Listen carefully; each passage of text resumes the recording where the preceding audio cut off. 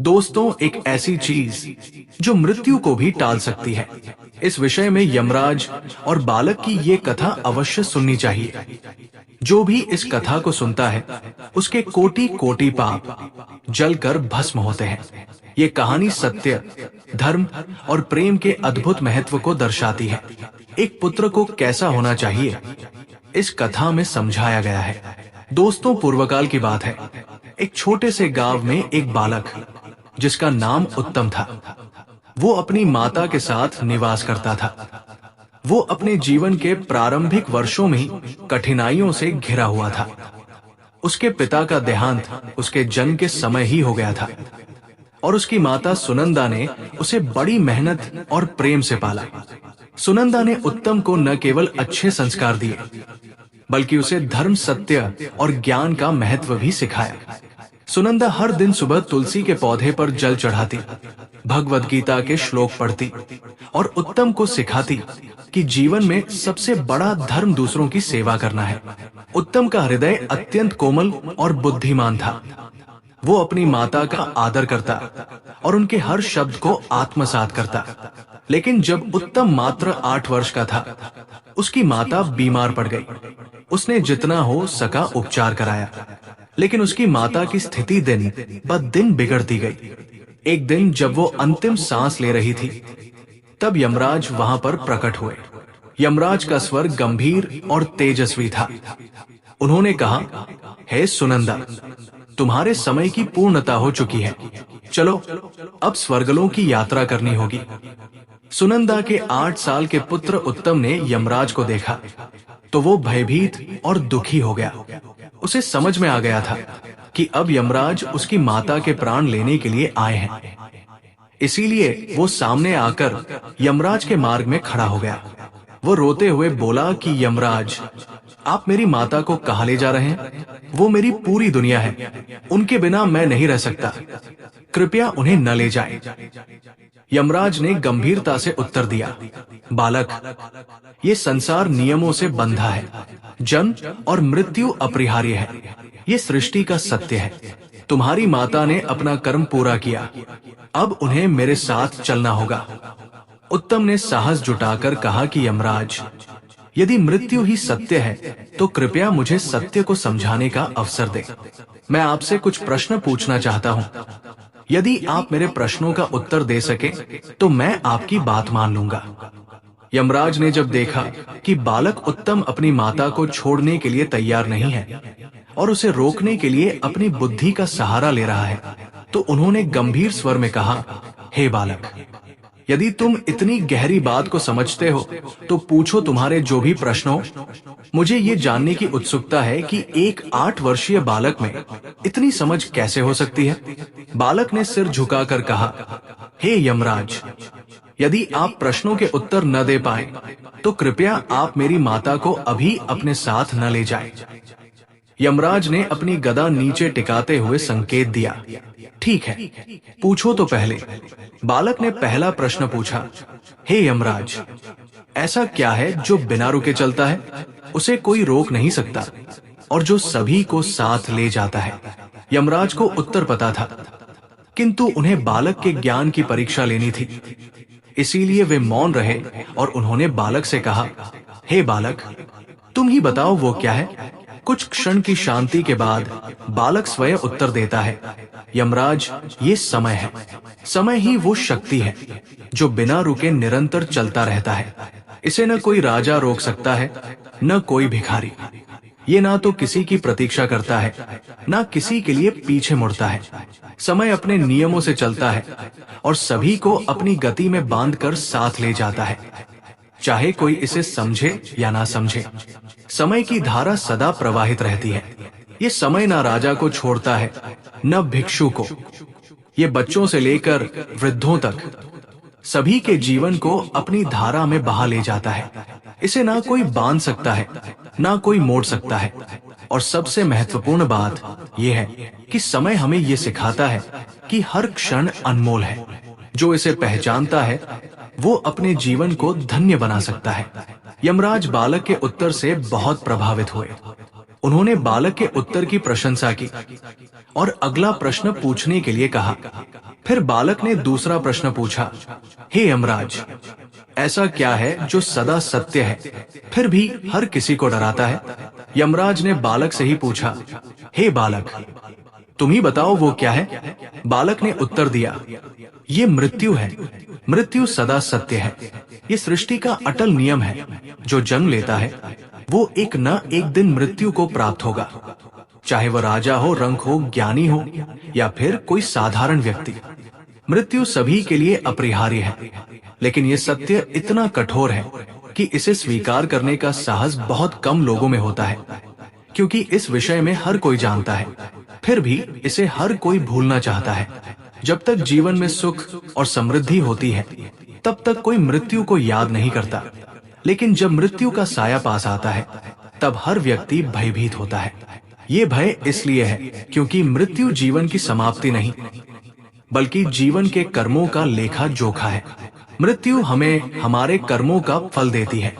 यही कारण है कि जो अपने कर्मों में सत्य और धर्म का पालन करते हैं, वे मृत्यु से नहीं डरते, लेकिन जो अपने कर्मों के पथ से भ्रष्ट होते हैं, वे घबराते हैं।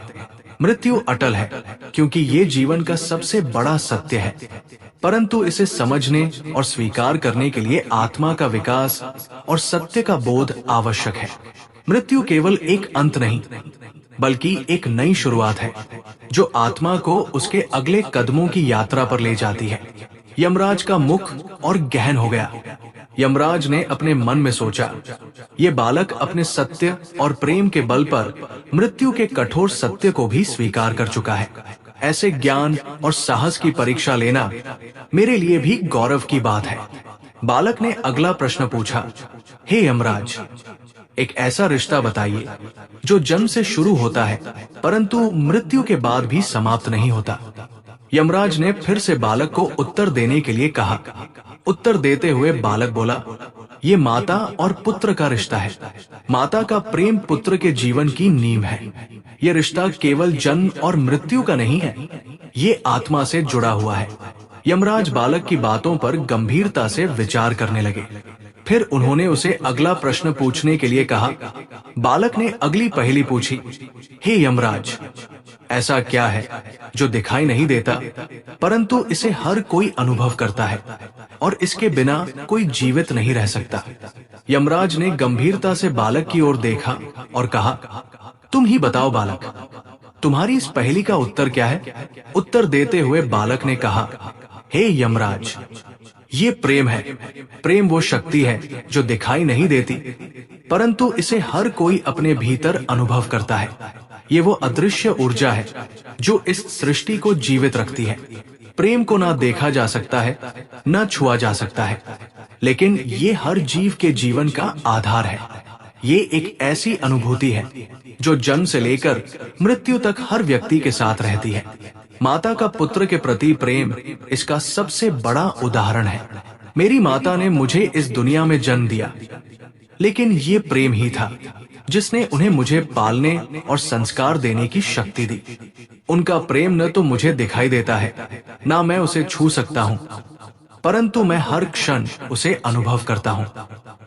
उनकी आंखों में, उनके स्पर्श में और उनके शब्दों में मैं उनके प्रेम को महसूस करता हूँ। यदि संसार से प्रेम को हटा दिया जाए तो कुछ भी शेष नहीं रहेगा। प्रेम वो है जो हमें इंसान बनाता है, हमें जोड़ता है और हमें ये सिखाता है कि जीवन का वास्तविक अर्थ क्या है। यमराज ने मौन रहकर बालक के उत्तर को स्वीकार किया। उनके भीतर बालक के ज्ञान और उसकी माता के प्रति प्रेम के लिए आदर्श और गहरा हो गया। बालक के शब्दों ने उनके हृदय को छू लिया और वे अगली पहेली के लिए प्रतीक्षा करने लगे। फिर बालक ने अगला प्रश्न पूछा, हे यमराज, ऐसी कौन सी चीज है जो एक बार टूट जाए तो दोबारा पहले जैसी नहीं होती? यमराज ने बालक की ओर देखा और कहा, तुम ही बताओ बालक, वो क्या है? उत्तर देते हुए वो बालक बोला, ये विश्वास है। यदि विश्वास टूट जाए तो उसे दोबारा पाना अत्यंत कठिन है। माता और पुत्र के रिश्ते में विश्वास सबसे अहम है। माता अपने पुत्र पर यह विश्वास करती है कि वो उसकी दी हुई शिक्षाओं का पालन करेगा, उसके प्रेम और त्याग का सम्मान करेगा। इसी प्रकार पुत्र अपनी माता पर यह विश्वास करता है कि वो उसके हर सुख दुख में साथ देगी। ये विश्वास ही उनके रिश्ते को अटूट बनाता है। हे यमराज, विश्वास केवल रिश्तों तक सीमित नहीं है, ये जीवन का आधार है। यदि मनुष्य अपने ईश्वर पर, धर्म पर या स्वयं पर विश्वास खो दे तो उसका जीवन अंधकारमय हो जाता है। विश्वास ही वो शक्ति है जो हमें हर कठिनाई से लड़ने का साहस देती है। बालक का ज्ञान देखकर यमराज प्रसन्न हुए। उन्होंने मौन रहकर बालक के उत्तर को स्वीकार किया। उनके भीतर ये विचार और पुख्ता हो गया कि ये बालक केवल अपनी माता के प्रति प्रेम और कर्तव्य से प्रेरित नहीं है, बल्कि जीवन और सत्य के मूल सिद्धांतों को भी समझने में सक्षम है। यमराज बालक की अगली पहेली के लिए प्रतीक्षा करने लगे। फिर बालक ने अगला प्रश्न पूछा, ऐसा क्या है जो स्वयं मिट जाता है परंतु दूसरे के जीवन को रोशन करता है? यमराज ने आश्चर्य से बालक की ओर देखा और कहा, बताओ बालक, वो क्या है? बालक ने उत्तर देते हुए कहा, हे यमराज, वो माता है। माता अपने सुखों और इच्छाओं का त्याग करती है ताकि उसका पुत्र अच्छा जीवन जी सके। फिर बालक ने अगला प्रश्न पूछा, ऐसी कौन सी चीज है जो हर किसी के पास है फिर भी हर किसी की अलग होती है?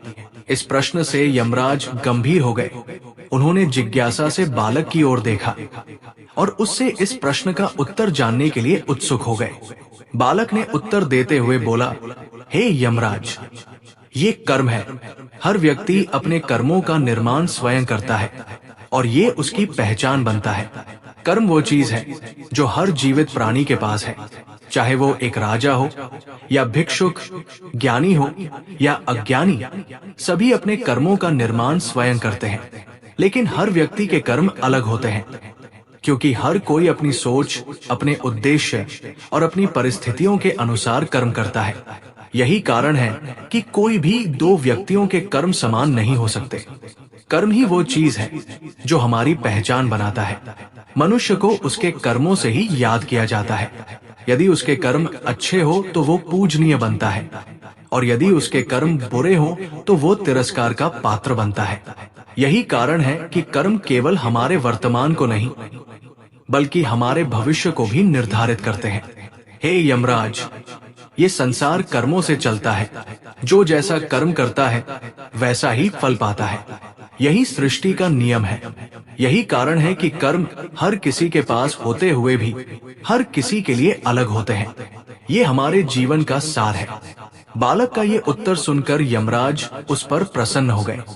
वे मौन होकर बालक के उत्तर को स्वीकार करते रहे और अगली पहेली सुनने के लिए प्रतीक्षा करने लगे।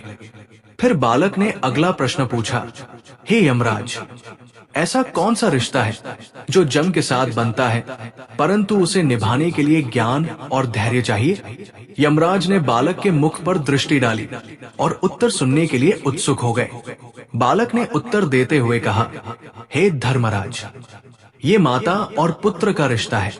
ये रिश्ता सहज तो है, परंतु इसे निभाने के लिए माता का त्याग और पुत्र का सम्मान जरूरी है। फिर बालक ने और एक प्रश्न पूछा, ऐसी कौन सी चीज है जो होने पर रोने को मजबूर कर देती है, लेकिन पाने पर हम उसे महत्व नहीं देते? बालक ने उत्तर देते हुए कहा, यमराज, ये समय और माता का साथ है। जब माता पास होती है तो हम उसकी कद्र नहीं करते, लेकिन जब वो चली जाती है तो हमें उसका महत्व समझ आता है।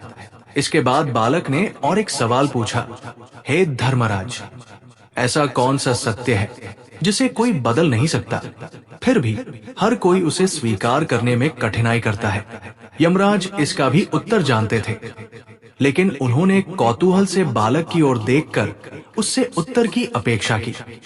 उत्तर देते हुए बालक ने कहा, हे यमराज, ये जन्म और मृत्यु का चक्र है। हर कोई जानता है कि जो जन्मा है उसे एक दिन मरना है, लेकिन इसे स्वीकार करने में हर किसी को कठिनाई होती है। यमराज बालक की बुद्धि और उसकी माता के प्रति अटूट प्रेम देखकर स्तब्ध थे। उन्होंने कहा, बालक, तुमने जीवन के ऐसे गूढ़ रहस्यों को समझ लिया है जिन्हें समझने में बड़े बड़े ऋषि मुनि भी समय लगाते हैं। हे बालक, तुम अत्यंत ज्ञानवान हो।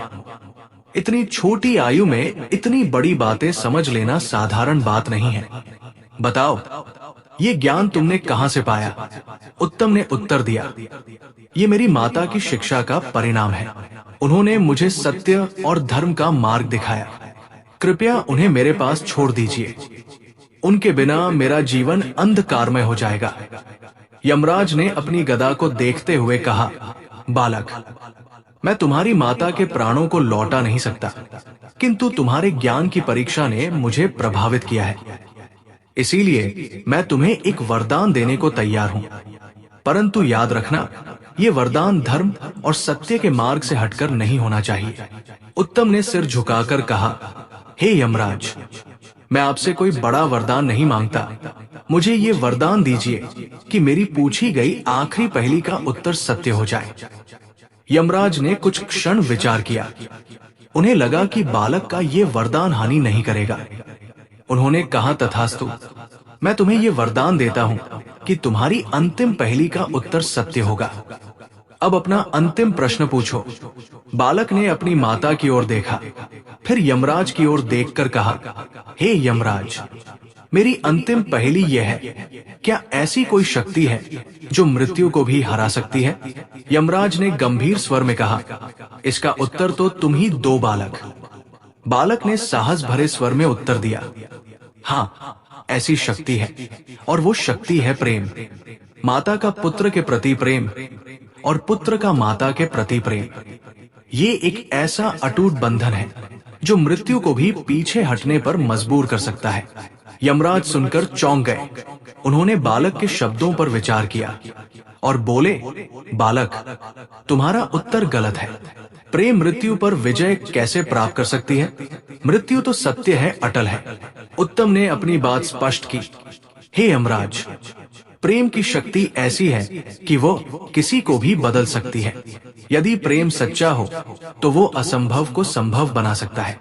मेरा अपनी माता के प्रति प्रेम और उनकी मेरे प्रति ममता मृत्यु के सत्य को भी झुका सकती है। आपने मुझे वरदान दिया है कि मेरी अंतिम पहेली का उत्तर सत्य होगा। अब मेरा ये उत्तर सत्य बनाइए। यमराज सुनकर गहरी उलझन में पड़ गए। उन्होंने सोचा, मैंने बालक को वरदान दे तो दिया है, और अब मुझे उसका उत्तर सत्य करना ही होगा। यदि मैं उसकी माता को नहीं लौटाता तो ये मेरे अपने वचन का उल्लंघन होगा। यमराज ने अंततः कहा, हे बालक, तुम्हारा प्रेम और तुम्हारी बुद्धि में मुझे परास्त कर दिया। मैं धर्म का पालन करता हूँ और अपने वचन से पीछे नहीं हट सकता। तुम्हारी माता की आत्मा तुम्हें लौटाता हूँ। ये प्रेम की विजय है। यमराज ने अपने शक्तिशाली त्रिशूल से एक ज्योति उत्पन्न की और सुनंदा की आत्मा को वापस उसके शरीर में प्रविष्ट कर दिया। सुनंदा ने धीरे धीरे आंखें खोली और अपने पुत्र को देखा। वो आंसुओं से भर आई और उसे गले लगा लिया। यमराज ने बालक से कहा, हे बालक, तुम्हारे प्रेम ने ये सिद्ध कर दिया कि सच्चा प्रेम मृत्यु से भी बड़ा है। परंतु याद रखना, ये प्रेम केवल तभी प्रभावी होता है जब वो निस्वार्थ और पवित्र हो। अब मैं तुम्हें और तुम्हारे माता को आशीर्वाद देकर प्रस्थान करता हूँ। उत्तम ने यमराज से प्रार्थना की, हे देव, मेरे पिता ने जो भी पाप किए हों उनके लिए मैं क्षमा मांगता हूं। मैं उनके पितृ ऋण को चुकाना चाहता हूं। कृपया उन्हें भी मुक्ति प्रदान करें। यमराज ने उत्तम की प्रार्थना स्वीकार की और उसके पिता की आत्मा को भी स्वर्ग भेज दिया। सुनंदा ने स्वस्थ होकर अपने पुत्र को गले लगाया। यमराज ने आशीर्वाद दिया, हे बालक, तुम सदा धर्म और सत्य के मार्ग पर चलोगे। तुम्हारा जीवन प्रेरणा बनेगा। तुम्हारी भक्ति और ज्ञान इस संसार को आलोकित करेगी। इस प्रकार उत्तम ने अपने माता पिता दोनों को प्राप्त किया और उनका जीवन एक प्रेरणादायक उदाहरण बन गया। ये कहानी हमें सिखाती है कि प्रेम, सत्य और धर्म सदा विजयी होते हैं। जीवन और मृत्यु तो सृष्टि के नियम है, लेकिन प्रेम, कर्म और ज्ञान से हम अपने जीवन को अर्थपूर्ण बना सकते हैं।